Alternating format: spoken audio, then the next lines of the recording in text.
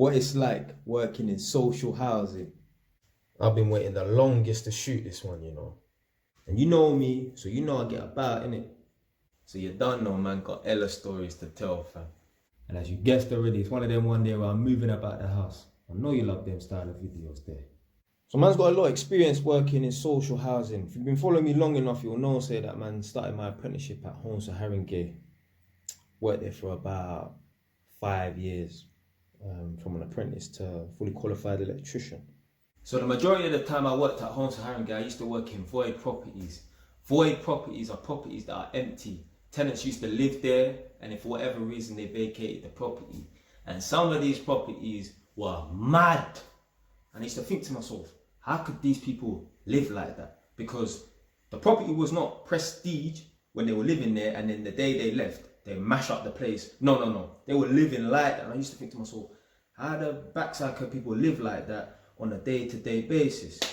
Trust me, blood, some of these places I've worked in, fam.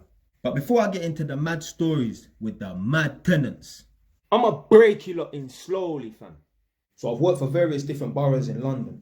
At the moment, I'm in Northampton. And yeah, man, love the job. I'm an electrical tester. I go into people's yards and test their sockets and test their lights. Make sure everything meets the current regulations. Best part of the job is just meeting the new tenants and seeing how different people live. Get into some really interesting conversations with the tenants. Man, get along with like 99% of the tenants. I've noticed there's a lot of different personality types when it comes to the tenants. Some tenants, they will talk your ear off, which I like, because I like to go there and chat to the tenants.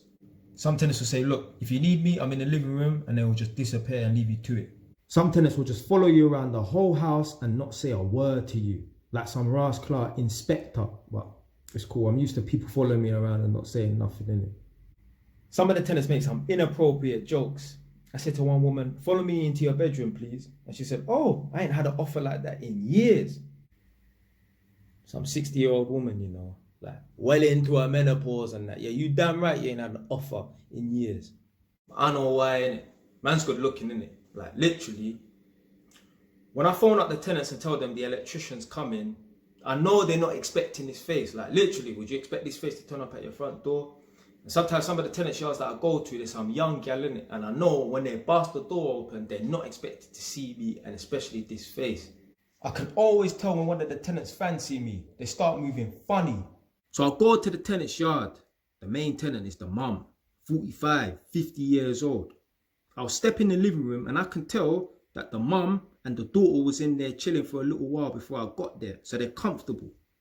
As soon as man step in the living room, man notice the daughters just get up and disappear. Man don't see them for the next hour, you know.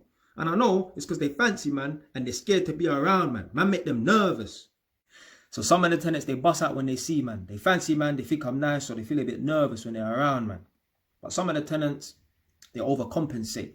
They go the other way. Went to one white woman's house one time. And she shouted up to her little nieces, they're mixed race. Come downstairs quick. There's a young man, he's good looking. So they came down after about 5 minutes. And I'm in the living room fixing a socket. And they were having an inappropriate conversation in front of man. Talking about dropping off weed and doing all these cool run-ins with this man and that man and that. I'm thinking, huh? Why are you having this conversation in front of a total stranger, some drug talk and that? Told my girl, and she said, sometimes when young girls fancy a guy, they will talk like they're bad and try to act like they're gangster and that. And I was like, oh, that's what it is then. Some of these white people make me laugh, you know, they're proper English. So English that I went to some white people's yard one time and they had a dog. Do you know what the name of the dog was? Bronson. How are you naming your dog after a maniac in a psychiatric ward? Talking about dogs, man ain't afraid of no dogs. I'm a wild animal too. I go running every other day. When I go out on the street, I see some dogs and they see me from afar. I see them lift up their head, tail in the air, ridge on the back arched up and that. And I think to myself, what? You want to come try to test me? Bring it. So like, I'll go to the tenants' houses and that, and the dog will jump up, roof, roof, roof. And I just look at the dog like, pussy, shut up, man. A lot of the tenants will put the dogs away and that, and I don't really care. As long as the dogs ain't jumping all over me when I'm trying to work, because that's a distraction, I don't really care if they don't put their dogs away. Some people ask, some people don't do it. It don't really matter to me. As long as the dogs don't jump all over me, which is going to cause me to get distracted and that, I don't really business. So man's come across bare big dogs on his contract. German Shepherds, half Malamute, half Husky, couple pit bulls and that. Man, I rate none of them. But it was one time I went to one of the tenants' houses and she had a cane Corso and this dog was on job. No, this dog would have tested me any day. So I went to this tenant's flat and she took a few minutes to answer the door. When she come to the door, she said, sorry, I took so long, I had to put the dog away. And I said, oh, I'm cool with dogs, you know. She's like, nah, he's a bit too aggressive, innit? Yeah, he's quite a young dog, so he's really aggressive and he's really big. So it's not a good idea to have him around strangers and that. So I said, all right then, cool. So she's put the dog away and I'm standing in the hallway talking to her, innit? And for 5 minutes, this dog was just barking, woof, woof, woof, woof, and banging on this door. Like, it was so loud. I was thinking, have you got a bear in there or something like that? This dog's just banging on this door, innit? Yeah, just barking. Like it can feel my presence. It can feel my energy. It can feel that there was an outsider inside this yard, innit? So for another 5-10 minutes, I'm talking to the tenant because obviously I've got to navigate my way through the flat and test all the rooms. So when you go through the flat, you've got the bedrooms first, and then at the end of the hallway, you've got a living room and a kitchen. So I've tested the bedrooms and that, and I'm in the hallway talking to the tenant, and this dog was just going off, barking, woo, woo, woo, woo, banging on this door, and I'm thinking, blood, what you got in there? So now I'm intrigued now. I want to see this dog in it because she's saying to me like, yeah, she has to put him away and that because he's really aggressive and that. And the way he was sounding, like, this dog sounded nuts, the way it was banging on the door. So I'd finished testing the bedrooms and the hallway. Next, I need to go into the living room and the kitchen. So to get into the kitchen, you have to go through the living room first. So I said to the woman, yeah, I need to go in the living room, test the living room, then go and test the kitchen. And she's like, all right, cool. You're going to go and test the living room now. Let me go and put him in the kitchen so then you can go and test the living room. So she's bust the living room door open and squeezed herself into this small gap in between the door and the door frame and slammed the door shut back. And I'm thinking like, rah, what I go on for this dog while she's moving so mad? So these times I finished testing the living room. The next room is the kitchen. But she's got the dog in the kitchen, and in order to get out of the kitchen, for me to go in there, she has to come through the living room, innit? So she was like, just take a step back, innit? Because I need to bring the dog through, and he's really like hyperactive and that, because he's young, innit? So cool, she bought this big, massive dog. I didn't even make eye contact with the dog. I didn't want to set him off, literally. So I finished testing the sockets in the kitchen, and I had to walk back through the living room to get to the hallway to work on one of the sockets in the hallway. So the tenant has gone into the furthest corner of the living room to keep the distance between myself and the dog. So whilst I'm in the hallway and I'm working on the socket, the tenant's in the living room. I can see the dog can see me. She's holding on to the dog though. And this dog was just sending warning shots, woof, just barking, just letting me know, like, I'm here, innit? Yeah, like, although you can see me, you're gonna hear me as well, innit? I looked over at this dog. The intense ferocity in this dog's eyes. No, this dog was on job. He said to me with his eyes, I'll rip your fucking head off if you try a thing in this yard, you know. I had to go home and tell my girl, and I said, you know, man, don't fear no dog or nothing like that. But this dog, oh, he would have tested me in it, yeah, no problem. He didn't rate, man. Well, I say I'm an electrical tester, I'm more than that, you know. I'm actually a part-time psychiatrist on some of these jobs, you know. Whilst I'm in a man's yard, a man will be breaking down his whole life story, telling about his life problems. I even had a man say to me, I don't feel like waking up in the morning, you know. He basically wants to die. He's an old man, but still, he's got psychological issues and that. Man, a psychiatrist on these jobs, you know. I'm a part-time pet detective, blood. Ace Ventura. Some of these yards I go to, some of the people them got 10 cats and 2 dogs running around in the yard. Mad. I'm a part-time childminder. Bare youths running around in the yard and that. All tomato ketchup stains on their mouth, running around in their nappies and that. Trying to go in my tool bag, trying to take my screwdrivers and that. I have to be careful, I have to hide my things from them. I'm a part-time removal man. Bare hoarding in the yard. Some of these yards, you can't even walk around in the yard properly. There's just bare stuff all over the places. Boxes, bin liners full of crap. In the kitchen, the work surface is busy. Think to yourself, how do you lot prepare food in this kitchen?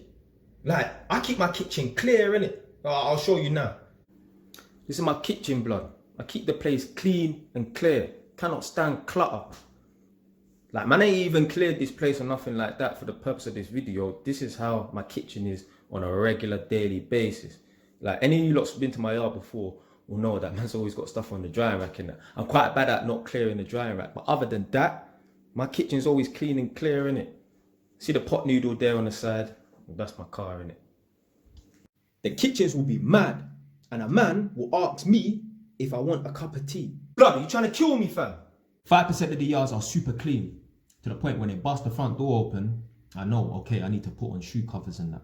Some of the tenants are polite. When they bust the front door open, they ask you right then and there if I would like a cup of tea within the first minute. And I always kind of put them on the back burner, like, oh, I'll let you know in 10 minutes. I want to go into your kitchen and inspect your kitchen first, innit? Because some people have a reasonably clean house, but their kitchen is on the next level. Nah, I ain't taking no tea from that kind of yard.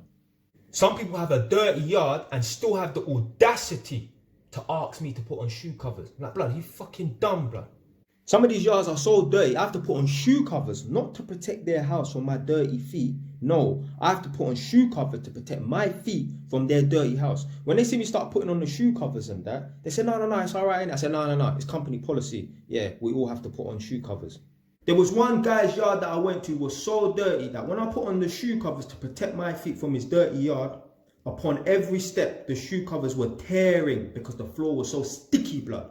I never turned down any jobs because I'm on price work. If I do one job, I get paid for one job in a day. If I do 5, I get paid for 5 jobs. So it's in my best interest to accept every single job. But there was one job, I had to walk out of there. There was too many flies on the wall. I'm not talking about 5 or 6 or 10. I'm talking about 50 flies fly around the yard. I swear to God, 50 flies, blood. I had to walk out of the woman's yard and said, there's too many flies in that. She said, oh, I've been away for 2 weeks or whatever, innit? Bullshit. There's no way you've been away for 2 weeks. Even if, because she said to me, meet me at the house, because she was out on the street or something, doing whatever she was doing for the day.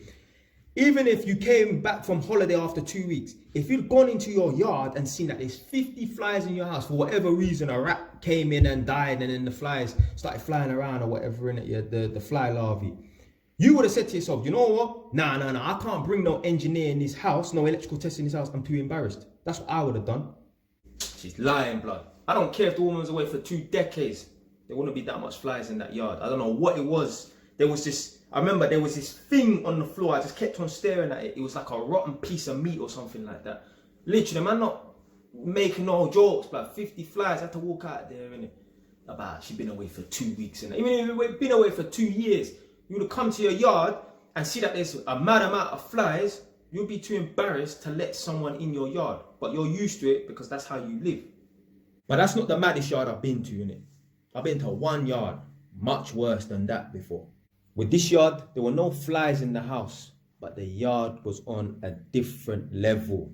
No, I wish I could record it and show you, but I can't be airing people's dirty laundry, literally airing people's dirty laundry on the net. So every day I do about 5 jobs, and I always get the next day's work the day before.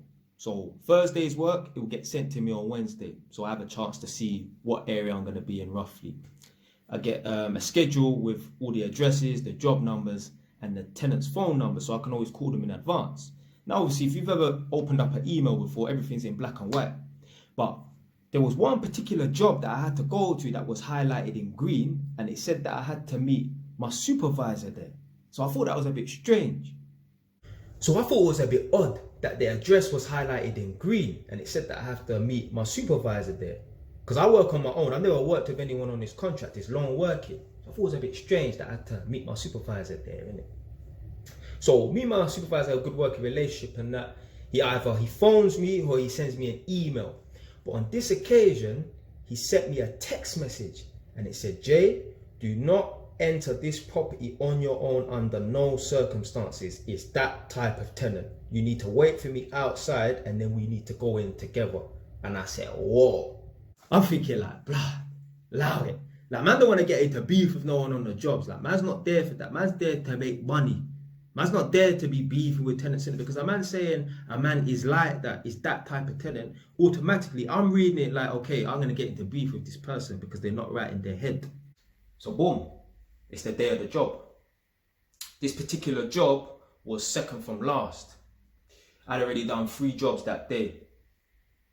So complete my 3 jobs and I headed down there. Now usually, like I said, I get the schedule, I get people's names, addresses and phone numbers. I'm able to phone the tenants in advance. But on this occasion, I didn't. It just said go there at 2 p.m. It didn't say don't phone him, but I just decided not to phone him because I'm expecting him to know that I'm coming. So boom, finished the 3 jobs, headed down there. And I was just thinking to myself, I wonder what this tenant's going to be like, because I got an address and I got a name. I ain't going to bait out his full name, but his name was Eddie. The thing is, with the jobs, you'll get a man's address, you'll get a man's name. You don't know who or what is behind this door. You can see a man's name, John Smith. He could be 17 years old or he could be 80. The yard could be clean or the yard could be mad. You just don't know who or what is behind that door until they bust the front door open. So boom, finished up my 3 jobs, arrived outside this flat block, and I sat there and I waited for about 10 minutes for my supervisor to pull up. It's tense. I'm thinking to myself, I wonder what or who is in this property, innit? Like, why is it that they need a supervisor there for this one tenant? I mean, there could be multiple people in the yard, innit? But I've been to bare houses where there's multiple people in there, innit? Like, what is wrong with this tenant? Why I cannot go in there on my own? Because me, I would go in there on my own, but they said, do not under no circumstances. So I'm sitting there thinking, blood, how is this job gonna go? So anyway, boom, the supervisor's pulled up now, innit? And then I jumped out my car, started taking out my tools on my ladder.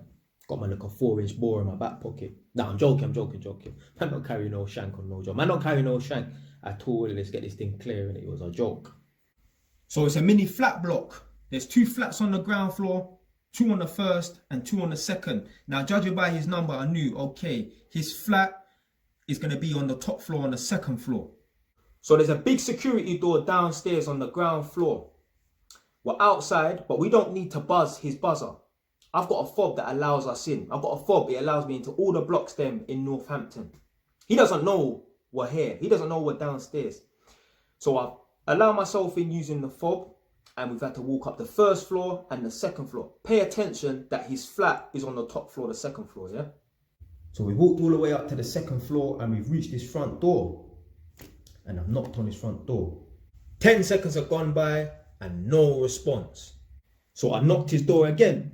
No response. So I got his number in it. So I phoned him. And I just said, look, we're outside. Can you come let us in? So he said, yeah. I'm going to come downstairs and let you lot in. He don't realise we're outside his front door. So yet again, we're waiting for this guy. A minute's gone by. Tense moment, blood. So I'm thinking, why is this guy taking so long? I want to hurry up and see this guy, like this infamous tenant that caused 2 people to have to attend this job. So anyway, we hear some rustling coming from behind the door. So I'm like, okay, cool. At least there's signs of life behind those hell gates. So anyway, he's popped the latch on his front door and he shouted, wait 1 second. And he's struggling to get this front door open. So I'm thinking to myself, what the fuck's going on? Next thing you know, the man has bust the front door open, blood. Remember, the guy lives on the top floor, the second floor of this flat block. There's no lift, there's stairs only. Remember that. And the man comes out with a recycling bin, you know. I was like, what the fuck, blood? I didn't even bother look to my right to see my supervisor's reaction because I know he was thinking the same thing. Oh, what the ass clout? He's a white man, but I know he was thinking that. So anyway, some little 5'4" white boy comes up and I think to myself, oh my days, is this what I was anticipating? I think to myself, oh my days, blood, you really called 2 men for this little 5'4" guy, innit? Don't get it twisted. Man, not underestimate no one. But what I was anticipating and what came through the door was 2 different things. I'm thinking to myself, if it's a madman and there's 2 of us that need to attend this job, it's going to be some 6'8" black brother who's skinny with dreadlocks and a nose piercing. That's what man's thinking. Anyway, we've gone in the yard. When I say this yard was mad, no, I've never seen so much rubbish in one house before, innit? Go on them programs, hoarders and them dirty house programs, innit? That's how that guy lived. The house was mad. I'm talking about there was like a mattress just in the middle of the room and shit like that. I'm trying to bring in my ladder. I cannot open up and erect this ladder and put it down on the floor without having to kick glass bottles, cans of beer and clothes out of the way.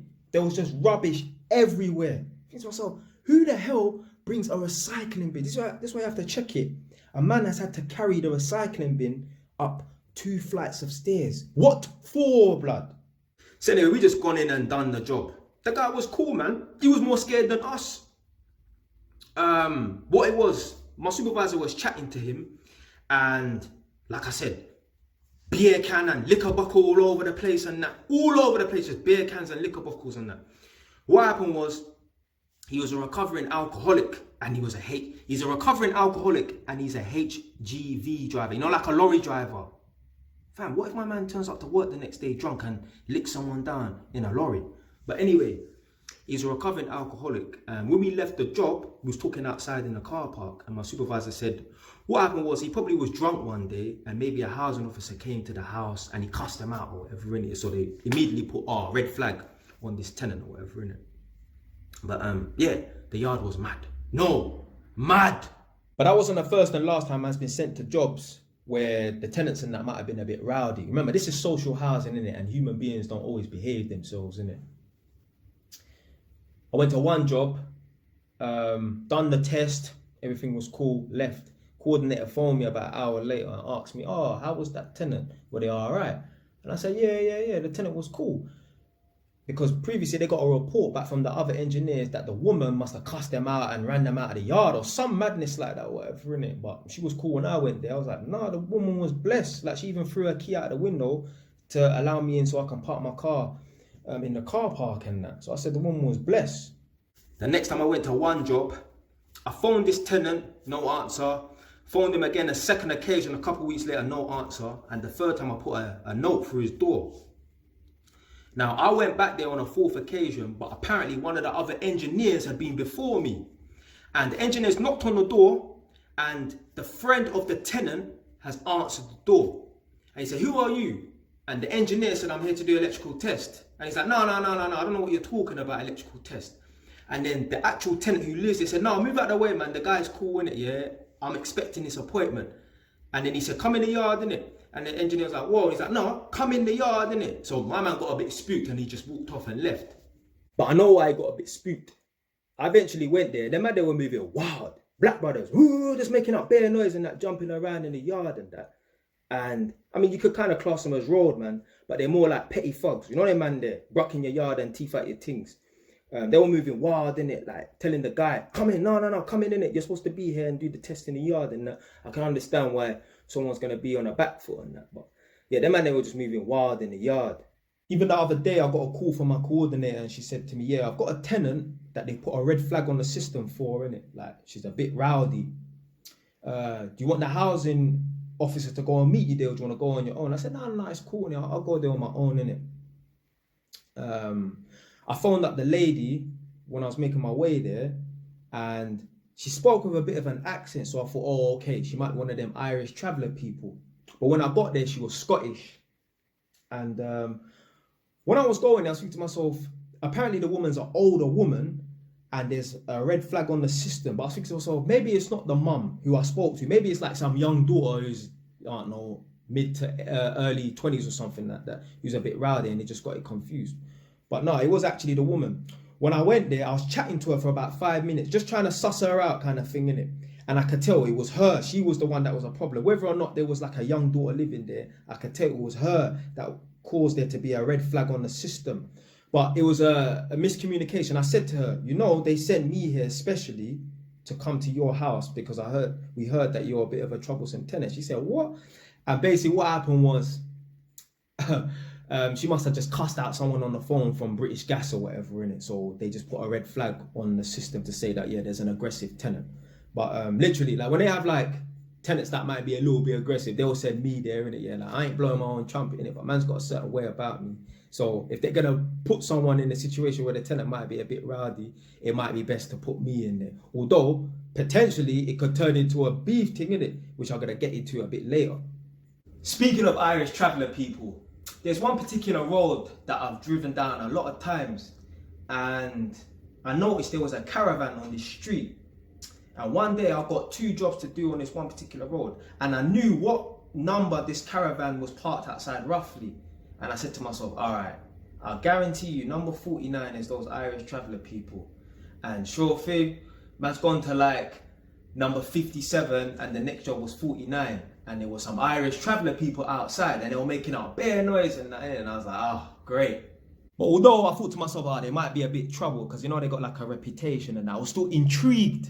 I wanted to go inside their house because how many people are watching this right now? How many of you lot can say you've been inside an Irish traveller person's house, whatever, innit? Yeah? They got a reputation and that. So I was interested to see how they live. I've gone in there and they were cool. Like normal people, innit? Like there's good and bad everywhere, innit? Like they say, literally, there's good and bad everywhere, innit? Now I don't know what they get up to after hours and that, but they was cool with me. I mean, in their whole life, they probably only had 1 or 2 black people in their yard and that. Like they're not racist or nothing like that. Maybe they are a bit racist and that, but they was cool with me. Like I said, there's some tenants that are a bit rowdy and that. Social housing, what can you expect? Sometimes I phone up the tenants and I say, yeah, it's the electrician and that. And they got a little bit of an attitude or whatever, really. And I find it funny because they got a bit of an attitude on the phone. They're not rude, but you know there's a bit of an attitude. Like, oh yeah, no, okay, you're coming to do the test and that. Like they don't really speak too friendly on the phone. And I find it funny because I know once I get there, a man ain't blowing my own trumpet in it, but man you get me. I know once I get there, they're not really going to have that attitude. And 9 times out of 10, I'm right. Now I've had a bit of attitude from people before. And I always expected to get pushed back. So I don't smoke, innit? So if I go into people's yards day in, day out, I don't want to be around smoke. I don't like smoke. I don't smoke cigarettes. I don't bun weed. I don't want to smell of cigarettes. And I don't want to smell of weed going into other tenants' houses and that. Most of the tenants, when I ask them, do you mind not smoking? They're cool with it. They just put it out. They say sorry or whatever, innit? I say, yeah, no biggie, no drama, whatever, innit? Some of the tenants have given me that look like, well, I'm in my yard or whatever, innit? But they still put it out, innit? But I always knew I was going to get pushed back one day. And boy, did I get some pushback from one of the tenants. I remember it like it was yesterday, you know. The tenant at Morder Lane. Normal day, done a couple jobs. Went to some weird woman's flat. She talks a lot, talks too much. None of people there. They've mastered the art of a one-way conversation. They're talking to you, you're not responding, and they're carrying on. Most people, once you stop responding, they'll kind of just wait for you to respond or just end the conversation right then and there. But she just carried on talking and talking and talking. But I expect that stuff from the flats. Flats is where the mad people live, usually. A man will come out of jail, so they need to rehouse him. Or some woman's got some mad anxiety issue. Or some guy is a self-harm or whatever, innit? Yeah? They put them people there in the flats. Usually people who are single. Very rarely will you find a mad person in a 3-bed house, unless you come to my mum's yard and I'm there. So as I said earlier, I get a schedule with the address, the tenant's name and number. This job was booked in for about 2 p.m, but it was 12. And sometimes the tenants are flexible. So I decided, let me phone him up and see if I can come earlier. So I phoned up the tenant. Let's say his name's Kevin. Let's call him Kevin Reed. I phoned him up and I said, it's the electrician from such and such company.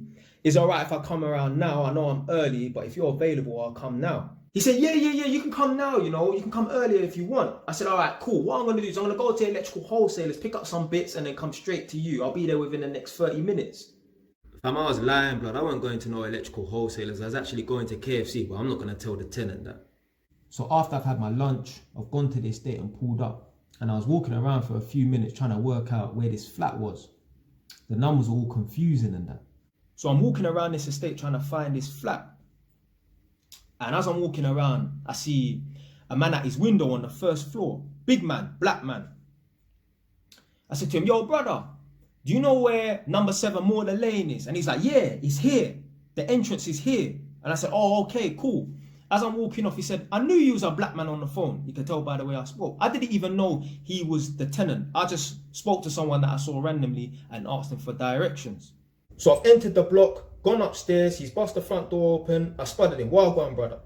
I got a bit too comfortable. So sometimes I like to just go into the property first and explain what's going to happen and then go and get my tools. So I've gone in the flat, walked around and just said, look, you're going to have to unplug everything, and it just explaining the process of the test. So I said to him, yeah, I'm going to need to go in all the bedrooms and that, if that's all right. So he said, yeah, that's cool, but first I need to go and let my son know. So I said, all right, then cool. So my man's gone to his son's bedroom door and he's bust the bedroom door open. And I just see him leaning in and he's whispering and talking really quietly to his son. So I think to myself, alright, maybe the son does a night shift and obviously he's sleeping or something like that. So then afterwards he said, yeah, you can go in there quickly and have a look. So when I've gone in there, the son was wide awake. TV on, all them thing there. So I was thinking, if the son was wide awake, why is he whispering and talking very quietly and that? Because I know if that was my mum, Janani, the electrician are gonna come up in your blood clot room. No, I'm joking. Mum don't speak like that. She talks kind of like Cockney. That's just due to her generation. Even the man's house I went to, big man, black man, Jamaican, but English born like man, he sound kind of Cockney. To be fair, when I saw his name, Kevin Reed, and when I spoke to him on the phone, I'm thinking that he was a white man. Obviously, he knew I was a black man by the way I speak, but I thought he was a white man on the phone. Like I said, when you see a name and you just got a phone number, you don't know who or what's on the end of that door. You don't know how old the tenant is. The tenant could be 17 or the tenant could be 60 years old, isn't it? So I just seen his name, Kevin Reed. He spoke like a white man. I just thought it was a white man. I was shocked to see a black man at the window. Anyway, gone in the son's room and my man has, you see like I've got this Jamaican flag on my door. He's got it pinned to the door frame. So I knew obviously as soon as I walked in, these lot is Jamaican as well, like man, innit? So gone in his room and I've had to move the flag out of the way because he's got it pinned to the door frame. So I've gone in the son's room and it's just a normal guy just sitting down on the bed, wide awake. He's quite tall, slim build, nothing unusual about this guy. I said, Wagwan, he said, Wagwan back. He had a lot of stuff in his room, TV units and stuff, like a normal room. I said to him, yeah, if you can move some of the stuff out of the way to free up the sockets, I need to test the sockets and that. And he was like, yeah, all right, cool. So I said, all right, cool. He said to him and his dad, I'm going to go and get my stuff and I'm going to come back and I'm going to start the test. They said, all right, cool. Like I said earlier, I got comfortable with them and they got comfortable with me. So when I got back in there, the weed starts coming at them and now pulling out weed and that. So when I've got back in there, I said to the dad, sorry, my friend, I don't smoke. Do you mind waiting until I finished? So he said, sorry about that. 1, 2, last puff, blew out the window, innit? Put the thing out, done. Now, the reason why the weed started coming out is because obviously they're hearing that electrician from the council's coming out to the property. So they're thinking, okay, let's put the weed away in it because they're expecting it to be a white man to turn up. Obviously, man's a young black man. No one's really expecting a young black man to turn up to their yard to do an electrical test. So as soon as they see, it's a young black man and he's cool, he's man them, that's it. It's cool to, that's a go ahead for the weed and that to come out. So the dad has put the weed away and says, sorry about it. I said, no man, it's cool, man. He said, but sorry to ask you. And I don't know why he said it like this. He's like, sorry to ask you, innit, but my son don't want no one walking in his room with trainers on, so do you mind putting on shoe covers? I said, come on, man. I even tapped him on his arm lightly, like, it's cool, man. Of course, put on shoe covers and that. Because in my opinion, the yard weren't really clean or nothing like that. So it's one of those yards where people wear trainers in. But the son must have said to the dad, tell him to put on shoe covers before he comes back in my room. So the dad's like, sorry to say, but you know, can you put on shoe covers? Like, come on, man. You don't have to ask me like that. But anyway, cool. Put on the shoe covers. I'm walking around in the yard and there's just bare pictures. You know them Polaroid pictures and Kodak pictures that, you know, you get a picture produced and that you have to go to Boots and that or Superdrug and get them to develop the pictures and that. Bare pictures all over the wall, like 50 coming like a Ross Clark collage. Just bare pictures on the wall and that. So I went back in the son's room just to check that he moved the stuff so that I can start testing the sockets when I get around to it. So I've left the son's room and gone into the cupboard where the fuse box is and he can see me. So I hear him from the hallway call out to me, yo, make sure you don't break nothing in that cupboard, my stuff's in there, yeah? I'm like, yeah, it's cool, man. I think to myself, why is my man using a tone like that, innit? But whatever, innit? And I noticed from that point, I reckon that the dad was a little bit scared of the son. That's why the dad was moving a bit timid when he was going into the son's room. So at this point, I'm standing in the hallway with the dad and we're talking. But I can overhear the son in his bedroom. My man's lighting up a zoo. So the son comes to the door, innit? Remember I said, my man had the Jamaican flag on the door frame. My man's moved the flag and come to the door and he's as tall as the door frame. That's better. My man was literally as tall as the door frame. So he's come to the door with the zubi in his hand, innit? I just said to him calmly and politely, sorry my brother, I don't smoke. Do you mind not smoking around me? Who told me to say that to him, fam? All of a sudden, he snapped. I pay rent here. Man shouted back at him, blood, I'm not going in there with that smoke, innit? Well, I tell you what you're gonna do. This is my room. I pay rent for this room. So what you're gonna do is you're gonna go around the rest of the yard, do your test. When I finish smoking in my room, because I pay rent for this room, you can come in and do your test. Is that alright, yeah? Literally, after the shouting was done, me and him just having a standoff, just staring at each other. Then his dad turned to him and said, Michael, please. My man just kissed his teeth and went back in his room. My man was talking so mad and I felt so disrespected that a man could think he could chat to me like that. I was thinking to myself to tell him, let's go outside and swing. Before his dad just tell him shut his mouth, but I know why he didn't, because he's scared of him. Literally, I reckon, like in the past, the son has beat up the dad or pushed him around or something like that. Like I know, man, who has slapped their dads in the face, innit? So his dad shook of him, 110%. That's why he's acting all timid and that. You know, after all of that, me and the dad are standing in the hallway talking 5 minutes later, and I hear him bust his window open, start spraying deodorant and that, and then he come to the door and he said, yeah, come in, it's cool. He's like, fam, what was the point, fam? But you know what it is? Like I said, I reckon the son bullies the dad and that, and he didn't like that someone came in the yard and tried to overthrow his authority or whatever, innit? So that's why he reacted like that. But even after that, man still had other tenants give me pushback over the smoking thing. Like, just because man got pushback from one tenant, which I knew was the inevitable, innit? 99.9% of people are going to be cool with it. There's always going to be that 1% that's going to say something. I didn't expect it to kick off like that, but I expected someone to give me pushback. One white man, he bust open the front door. The yard was stinking of smoke. And I said to him, I'm not going in there with all that smoke. Like, do you mind opening up the window and that? And he started giving me attitude and that. So I said, it's up to you, innit? And he said, up to me what? And I said, well, I'm not coming in. And he said, well, then forget it. And I just walked off. One other black man, British, English born like man, but he's Jamaican. I said to him, yeah, do you mind not smoking? I don't smoke. And yeah, again, pushback. He's like, oh, this is my flat. You know, I pay rent here. Same thing. I don't know what's wrong with us Jamaicans and paying rent in the yard, innit? But he's like, yeah, I pay rent here. So I'm going to finish my cigarette. I said, okay, cool. I'm going to wait. I ain't going to do no work until you finish. That same brother was a problem for his neighbours, though. When I was in the flat, he was talking to 2 housing officers. And he said, I hate all my neighbours. I don't get along with none of them. I can't stand them. He said that he got into a big fight with some of his friends and some of the neighbours on his road. And he blacked out, and next thing you know, he's getting handcuffed by the police because one of the neighbours ended up getting stabbed. He was trying to deny that he stabbed the neighbour, and the housing officer said, well, obviously it weren't you because that's why you're not in jail now. And I was thinking to myself, nah, he fucking stabbed one of his neighbours. He just didn't get caught for it. So after the housing officers left, I was chatting to the brother outside. So I said to him, are you Jamaican? And he said, yeah. And this guy's a big man. He's like 60 years old, but he's still on job. And when I was talking to him, this guy's the same height as me, literally same height, same build as me. When I was talking to him, he reminded me of an older version of myself. And when I came home, I told my girl, and I was like, yeah, I met this tenant. He's been mashing up some of the neighbours on his road and that. And I said to her, I see myself in him, you know, like I can imagine me being like that when I'm his age, when I'm 60 years old and that. And she said, Jay, I thought the exact same thing. And I was like, Jesus Christ. Thanks for making it to the end of the video. Although it's the end of the video, you never know. This might be the start of something new, you know. Some man might laugh. Woo! Jay Wise running around his house, making all his little videos and that. Some man might laugh, smirk and giggle and that. But you never know. This might be the start of me actually starting to make proper movies, you know. See all of them big movie producers and big directors and that. Them man started off just like man, you know. Camcorder and that. With their brethrens. Next thing you know, they got a little bit of money, short film. Next thing you know, low budget film. Next thing you know, big 5-star Grammy award winning movie. Where it starts, start off small.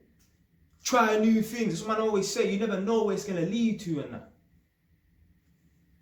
Stay wise, done know.